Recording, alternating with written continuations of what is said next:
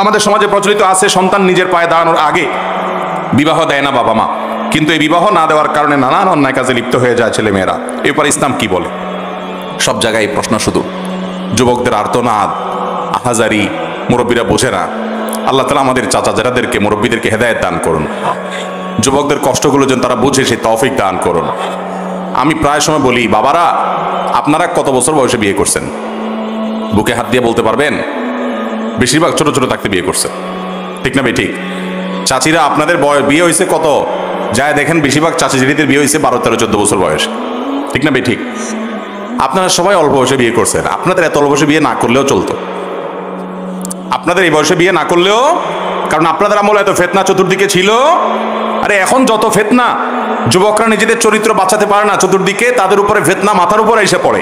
এখন আপনার চাইতে আরো আর্লি তার বিয়ে দেওয়া উচিত, যদি তার চরিত্র হেফাজত করতে হয়। এজন্য মুরব্বীরা পায়ে দাঁড়ানো বলতে কি বোঝান বলেন? পায়ে দাঁড়ানো মানে কি? বলে যে আগে নিজের পায়ে দাঁড়াও তারপর বিয়ে দিব। আরে বাবা, সে কি আরেকজনের পায়ে দাঁড়াইছে? সে নিজের পায়ে দাঁড়াইছে না। এই পায়ে দাঁড়ানো মানে হলো গাড়ি বাড়ি করো, লাখ লাখ টাকা কামাই করো। ভালো করে শুনে রাখেন, স্ত্রীর মহারণা দেওয়া এবং কোনো মতে স্ত্রীর ডাল ভাত জোগাড় করার যদি ক্ষমতা থাকে, তাহলে সেই সন্তানকে চরিত্র হেফাজতের জন্য সে বিয়ের উপযুক্ত হলে বিলম্ব না করে তাকে বিবাহ দেওয়াটা অভিভাবকের কর্তব্য। আল্লাহ কোরআনে কারিমে ওয়াদা করেছেন। কি ওয়াদা দেখেন? আনকিহুল আয়ামা মিনকুম ওয়াস-সালিহিনা মিন ইবাদিকুম ওয়া ইমাইকুম ইন ইয়াকুনু ফুকারা ইউগনিহিমুল্লাহু মিন ফাদলি। আল্লাহ ওয়াদা করেছেন তোমাদের ছেলে মেয়েদেরকে, অধীনস্থদেরকে বিয়ে দিয়ে দাও উপযুক্ত হওয়ার পর। তাদের যদি একটু টানাটানি থাকেও, পায়ে দাঁড়াতে যদি আধা পায়েও দাঁড়ায়, আল্লাহ রাব্বুল আলামিন বিয়ের বরকতে, বিয়ের কল্যাণে তাদের অভাব দূর করে দিবেন। একটা আসর আছে একজন সালাফ থেকে, আজাবান লিমান তালাবাল গিনা মিন গায়রি নিকাহ, বলেন যে আমার আশ্চর্য হয় ওই লোককে দেখে যে লোক চায় যে তার পয়সা পাতি হোক অথচ বিয়ে করে না।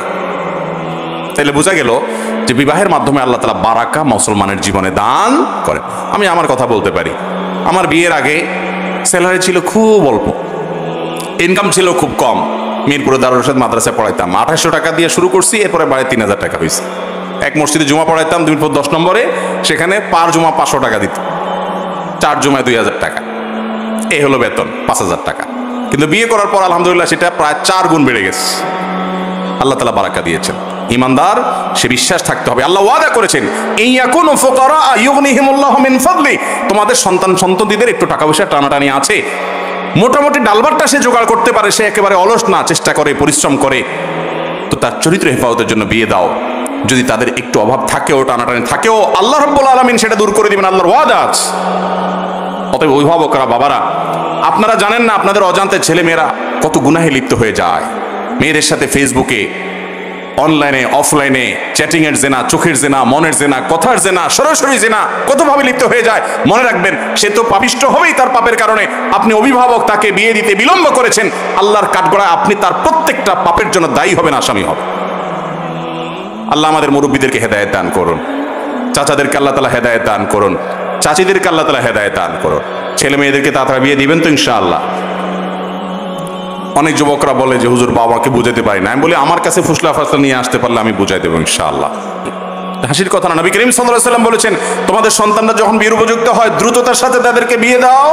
যদি না দাও, উপযুক্ত হওয়ার পর যদি বিয়ে দিতে বিলম্ব করো, গড়িমসি করো, 25, 30, 35 পর্যন্ত পার করে দেয় অনেকে, এরকম যদি গড়িমসি করো, তাহলে যে ফিতনা ফাসাদ গোটা পৃথিবীর সমাজে চতুর্পাশে ছড়িয়ে পড়বে। আজকে বিয়েকে আপনারা আটকে রেখেছেন, কঠিন করেছেন, বিলম্ব করছেন, এই জন্য সমাজে জেনার পরিমাণ বাড়ছে। আর্লি ম্যারেজ সময় হওয়ার পর, একেবারে সময় হয় না বাচ্চা মানুষ বিয়ে দিতে আমি বলি না, সময় হওয়ার পর, উপযুক্ত হওয়ার পর দ্রুততার সাথে বিয়ে করার যে ফজিলত আছে, এই ফজিলতটা একটু শুনেন। ফজিলত বলতে আমি কোরআন হাদিসের ফজিলতের কথা বলছি না, নর্মাল উপকারিতার কথা বলছি। উপকারিতা হলো, আপনি যদি ধরেন কথার কথা 20, 22, 23 বছর বয়সে বিয়ে করেন, আর্লি বিয়ে হলে কি লাভ হয়? ধরুন আপনার 22 বছর বয়সে আপনি উপার্জন শুরু করছেন, ডাল ভাতের ব্যবস্থা করতে পেরেছেন, বাবা মাকে বোঝা বিয়ে শাদী করতে পেরেছেন। আল্লাহ তাআলা আপনাকে একটা যদি সন্তান দেয়, 25 বছর বয়সে আপনি বাপ হয়ে গেলেন। এই ছেলের পড়ালেখা শেষ করতে করতে সে নিজের পায়ে নিজে দাঁড়ায়, উপযুক্ত হয়ে, কর্মক্ষম হয়ে, কর্মজীবনে ঢুকতে ঢুকতে ধরেন 20-22 বছর মিনিমাম লাগবে, আরো বেশি লাগে।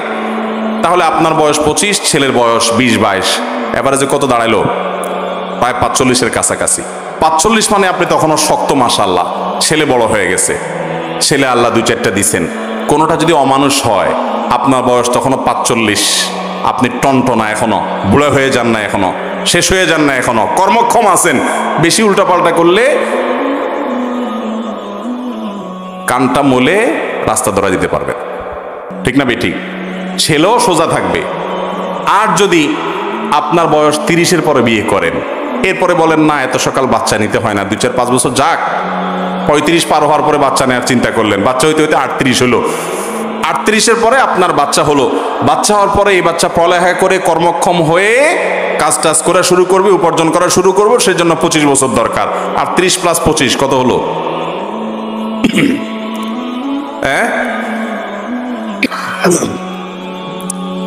60-এর বেশি প্রায়, না? 63-65 বছর বয়স হওয়া মানে তো আপনি শেষ, ঠিক না বেঠিক?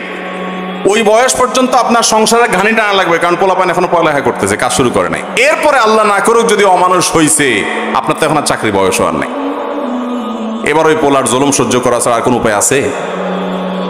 আমার ওয়াইফকে অনেকে পরিচিত অনেক মহিলারা বলে যে, ভাবি মাশাআল্লাহ, এই বয়সে আপনি শাশুড়ি হয়ে গেছেন, কদিন পরে নানি দাদি হয়ে যাবেন, মনে হয় যে আপনি এখনো ইয়াং, আর আমরা মাত্র বিয়ে করলাম, এখন একটা বাচ্চা মাত্র নাক দিয়ে শিন পড়তেছে, কবে এটা মানুষ করবো আল্লাহ জানে। আফসুস করে। আপনারা যেটা স্মার্টগিরি মনে করতেছেন, ওটা হলো আসল খ্যাতগিরি। আল্লাহ এবং তার রাসূল সাল্লাল্লাহু আলাইহি সাল্লামের বাতানো পথের বাইরে কখনো স্মার্টনেস হতে পারে? আল্লাহ রাব্বুল আলামিনের বিধানের উপরে পাল্লা দিতে গেলে গোল্লা যাওয়া লাগবে। আল্লাহর বিধানের সাথে পাল্লা দিতে গেলে কোথায় যাওয়া লাগবে? গোল্লা যাওয়া লাগবে। বুঝবে একটু পরে। স্বাধীনতা দিতে দিতে বলে যে মেয়েরা যা খুশি তা করুক, এরপরে ধর্ষণ কোনোভাবে থামাইতে পারে না, ইফটিজিং কোনোভাবে থামাইতে পারে না, এরপরে বলে না একটু শালীন পোশাক পরার দরকার আছে। গাদায় পানি খায় কিন্তু গলায় খায়। আল্লাহ তাআলা আমাদেরকে আল্লাহর বিধানের গুরুত্ব বোঝার তৌফিক দান করুন। আমার আপনার ব্রেনে বুঝে আসুক বা না আসুক, আল্লাহ যা বলেছেন এর মধ্যেই কল্যাণ আছে, কোনো সন্দেহ। আল্লাহ যা নিষেধ করেছেন এর মধ্যে ক্ষতি আছে, কোনো সন্দেহ। অতএব আমরা যেন এই বিষয়টাকে খুব ভালো করে রপ্ত করি, খুব ভালো করে বুঝি যে সন্তান নিজের পায়ে দানোর নাম করে সন্তানকে বুড়া বানায় ফেলবেন, 30-32 বছর বয়স করে ফেলবেন, তাকে বিয়ে দিবেন না, এটা জায়েজ নাই।